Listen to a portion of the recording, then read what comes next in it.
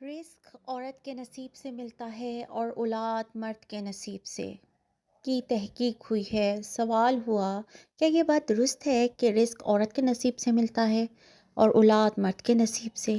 کیا احادیث میں اس سے متعلق کچھ بات آئی ہے اور یہ بات کہنا ٹھیک ہے یا نہیں؟ جواب ہوا، اولاد میاں بیوی دونوں ہی کا نصیب ہوتا ہے۔ ارشاد باری تعالیٰ ہے، اللہ جو چاہتا ہے پیدا کرتا ہے، جس کو چاہتا ہے بیٹیاں دیتا ہے اور جس کو چاہتا ہے بیٹے دیتا ہے، اور جس کو چاہتا ہے بیٹے اور بیٹیاں دونوں دیتا ہے۔ نیز رزق ہر ایک کا علیحدہ علیحدہ مخصوص اور متعین ہے۔ چنانچہ اللہ تعالیٰ نے قرآن کریم میں پارہ 12 سورۃ ہود کی آیت نمبر 6 میں ارشاد فرمایا، اس کا ترجمہ یہ ہے کہ زمین پر چلنے پھرنے والے جتنے جاندار ہیں سب کی روزیاں اللہ تعالیٰ پر ہیں۔